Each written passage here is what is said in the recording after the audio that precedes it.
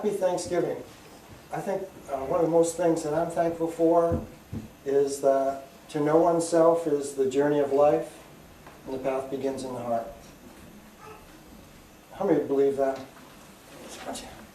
How many know it? Yeah. We want to take that belief to knowing. We want to be able to know in our heart God is. God never fails. And we are blessed in life. I'm talking loud. Can you hear me back there? No. Okay. What a blessing life is, isn't it? And so I've got an affirmation for us to say. Life is a blessing, and I am grateful. All ready? Life is a blessing, and I am grateful. It's important for us to acknowledge the blessings in our life consciously. Because if we don't, we walk right past them. We miss them. And there are so many reasons to be thankful. We can look at our life and just take stock of a moment, a day, or even a lifetime, and begin to understand that there is something for us in each one of those moments. And sometimes just in a moment, it is a lifetime. It may define us. It may define our life. Or we might have all had the longest day and are so grateful for it to end. But there's a blessing in it. Or even a year. Boy, that's been one heck of a year, hasn't it? Has anyone ever said that? Whew! Yeah. I'm glad that year's over, but we can start a new one. I think that's why we like New Year's resolutions. But to really understand that it's our conscious acknowledgement which allows us to be thankful.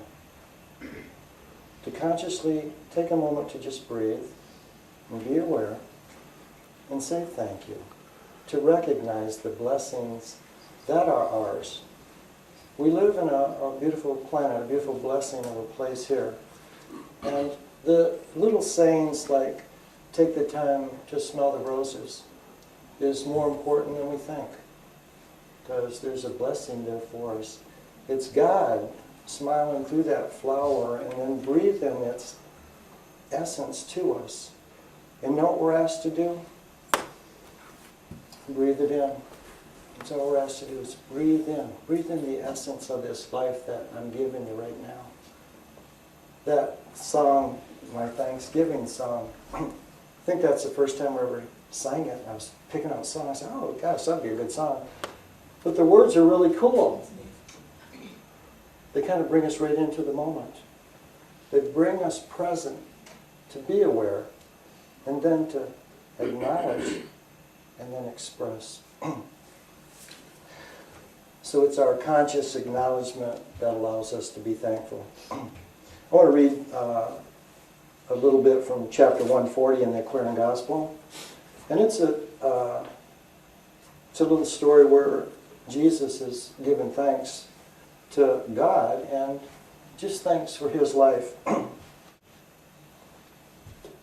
Jesus looked up to heaven and said, I thank thee, Father, Lord of heaven and earth, because you have revealed thyself to babes and taught them how to light the path and lead the wise to thee, that they might know and honor thee through Christ, who was and is and evermore shall be. But around this time of the year, Thanksgiving and Christmas, our hearts seem to open up a little bit more.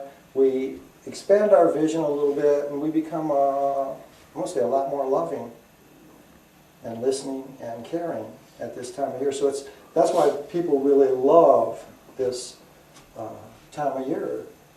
Because as a collective, we do open up our hearts a little bit more, and we give a little bit more on every level, even if it's our ear, just to listen to someone, our heart to connect with someone.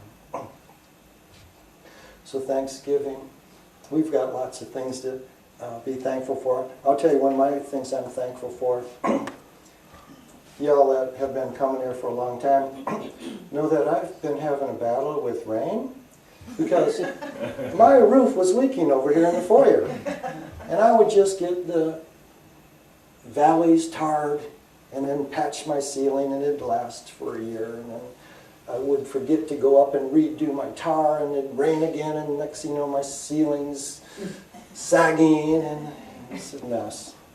So I've been doing this for a couple years, and I knew that the roof was old, and that was the main thing. It was just old and tired, and probably wasn't put on as good as it could have been put on. So I goes, I need to get a new roof. And so I would call up some roofers and say, hey, I think I need a new roof. You know, can you come, measure my roof for me, tell me how many squares it is and how much it costs to put me a new roof on? It's a simple question. And so I had several roofers come out, and they'd get up and look at it and everything, and I'd say, well, can you give me a quote? I said, no, I can't give you a quote. Call up your insurance adjuster and have them come, and what we'll do is we'll tell them there's hail damage. And they all went, there's really not that much hail damage up there because of all the trees and everything, but if anyone can get this roof for you, I can. And then they would say, and what's your insurance company? And I'd tell them, and they'd go, oh no, they never give roofs.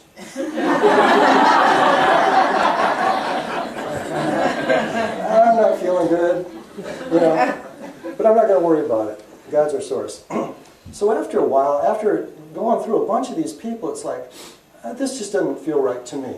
You know, I know that we need a roof, and it's just, I can't be blaming it on anyone. And so we called up the insurance company, and then they had to make a week, and then an adjuster came.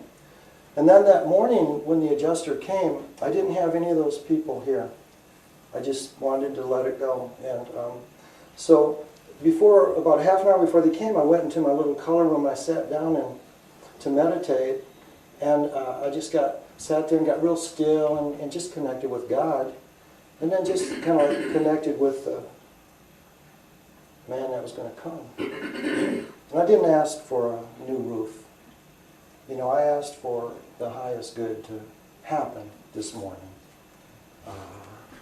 because I knew there was hail damage.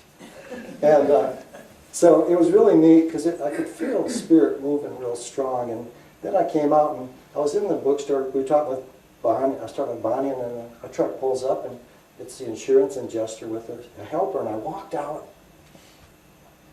and he's smiling. He's like about 30 years old, nice-looking guy.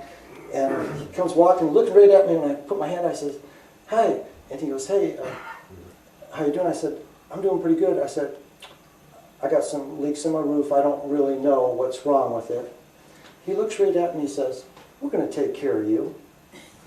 I said, okay, I knew something. I knew something was going on beyond the physical.